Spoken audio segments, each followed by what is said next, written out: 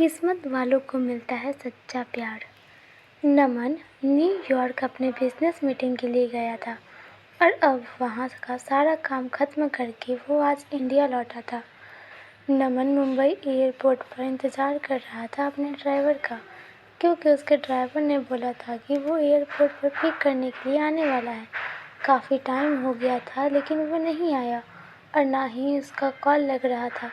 कुछ देर बाद नमन का फ़ोन भी स्विच ऑफ हो गया क्योंकि चार्ज नहीं था। इंतज़ार करते करते बहुत टाइम हो गया था, तो नमन ने सोचा कि वो टैक्सी से चला जाए। फिर वो अपना सारा सामान लेकर एयरपोर्ट से बाहर निकला और टैक्सी की राह देख रहा था कि कोई आए। तभी एक टैक्सी आते देख नमन उससे हाथ दिखाकर रोका और जैसे ही बैठने गया तो एक लड़की दूसरे साइड से टैक्सी में बैठ गई। नमन ने कहा, ये टैक्सी उसने रोकी है। तो वो बोली, तो क्या हुआ, बैठी तो पहले मैं ना, आप दूसरी टैक्सी ले लो। नमन फिर उससे कहा कि आपको किस तरफ जाना है। उसने कहा, मैं कहीं भी जाऊँ, आपको उससे क्या मतलब।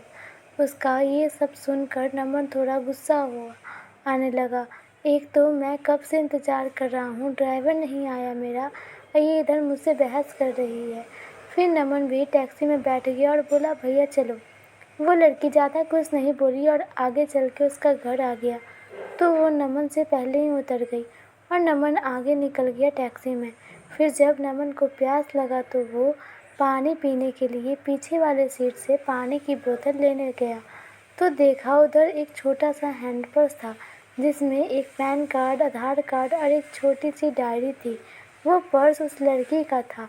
नमन ने ड्राइवर को बोला कि ये उस लड़की का पर्स इधर छूट गया, तुम इससे पुलिस स्टेशन में जाके जमा कर देना। फिर वो ड्राइवर बोलने लगा कि नहीं साहब, मैं नहीं पढ़ना चाहता ये पुलिस के चक्करों में। वो 10 सवाल पूछते हैं, बार बार पुलिस स्टेशन बुलाते हैं। मैं ठहरे एक ड्राइवर, दिन भर गाड़ी चला के कुछ पैसे कमाता हूँ, अगर पुलिस स्टेशन के ही चक्कर काटते रहा गया तो खाऊंगा क्या। साहब ये काम आप ही कर दो, आप पुलिस स्टेशन जाके जमा कर देना।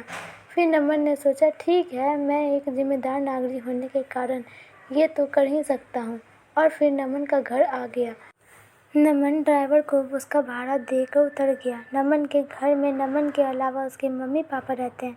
नमन उनसे मिला, उनका हाल चाल लिया और पूछा कि ड्राइवर आया क्यों नहीं एयरपोर्ट पर मुझे लेने। तो माँ ने बताया कि रास्ते में गाड़ी ख़राब हो गई, तो उसने तुम्हें कॉल किया लेकिन तुम्हारा फ़ोन ऑफ था।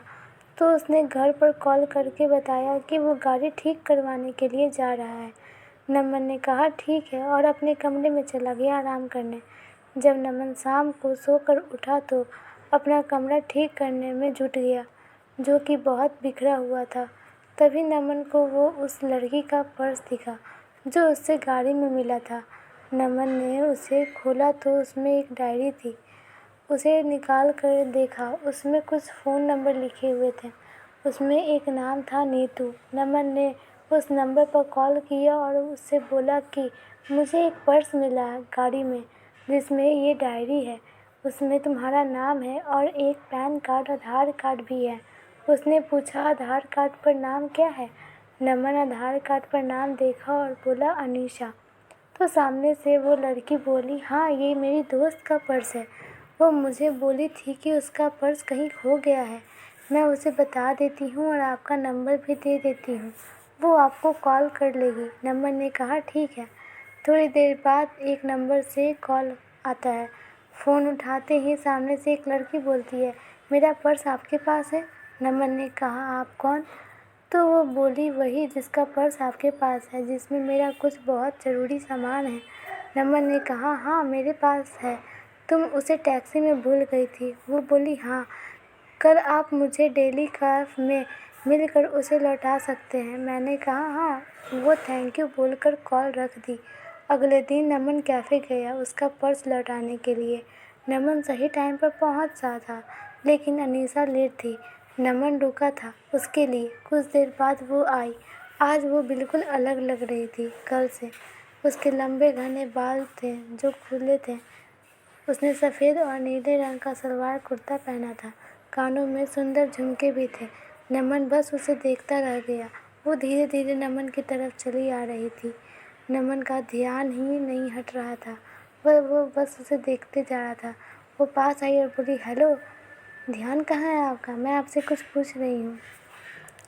धन्यवाद दोस्तों। अगर आपको ये कहानी अच्छी लगे तो इस वीडियो को लाइक कीजिए, चैनल को सब्सक्राइब कीजिए और बेल आइकन का भी क्लिक कर दीजिए। वीडियो को शेयर कीजिए। इसका पार्ट 2 वीडियो कल आएगा तो वो ज़रूर देखिएगा, क्योंकि कहानी बहुत इंटरेस्टिंग